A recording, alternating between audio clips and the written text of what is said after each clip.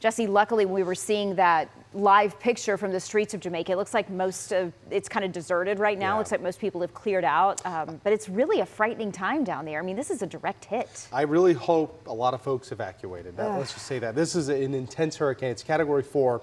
It's expected to become a Category 5 tomorrow, right before making landfall. Wow. Direct landfall My in Jamaica. Jamaica has mountains, and they're expecting, with this system, 3 feet of rain, pretty widespread. Oh my gosh. The mountains will make that a lot worse for landslides and flash flooding, of course. We have experienced flash flooding in a very hilly area in Yeah. Texas, so you can imagine what it would do down there too. Yeah, so hopefully things will, hopefully Yikes. people evacuated, and we'll keep an eye on this. There it is. This is Melissa right now. Tonight I'll zoom in to show you the incredibly well-organized eye of Melissa.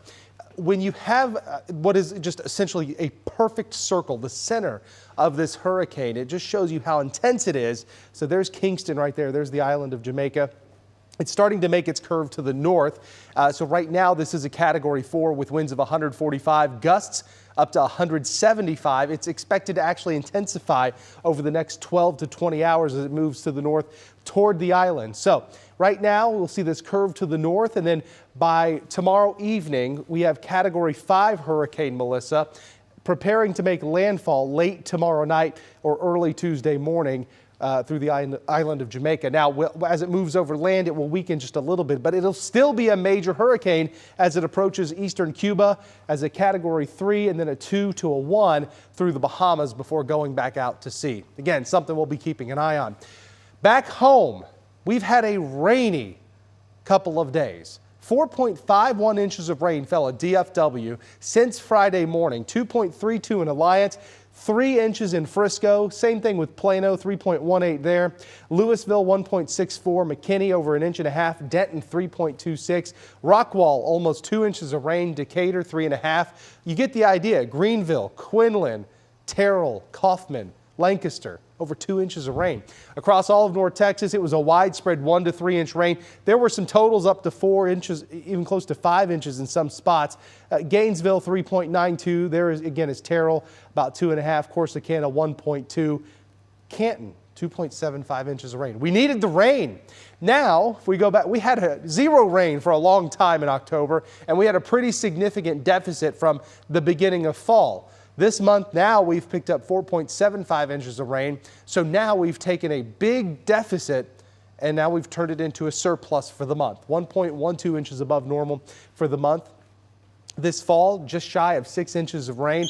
But the deficit was so severe that even all of that rain didn't quite put us in a surplus. Still, but it helped a lot. Just about a ½ an inch drier than normal for the fall. And now we have a surplus for the year of 2 inches after our 32.91 inches of rain for the year. Clear skies tonight. Patchy fog develops overnight. So early tomorrow morning for the commute, just know it's not widespread, dense fog, but there will be spots at times where visibility is less than a mile early tomorrow morning. Then the sun burns off the fog, and as we get into the afternoon, we'll see some sunshine. Into the evening, we'll stay clear. We might have some more patchy fog Tuesday morning before that guy rolls in. This one's going to come in fast. Okay, this cold front will bring us some showers for parts of North Texas, especially east of the Metroplex. The great news is no severe weather, hardly any thunderstorms, honestly, just scattered rain. But the cold front races through. There's scattered rain mainly east of the Metroplex for maybe a couple of hours late morning into the afternoon. Coverage higher in eastern portions of the area. Winds, they will pick up 37-mile-an-hour gust up to 40 Wednesday. So Tuesday and Wednesday will be breezy. Tie down all of the inflatables for Halloween. It's going to get very windy. High temperatures crash into the lower 60s on Wednesday and Thursday. And Halloween, 67 degrees the afternoon high. It's going to feel like fall. 60 degrees tonight, though.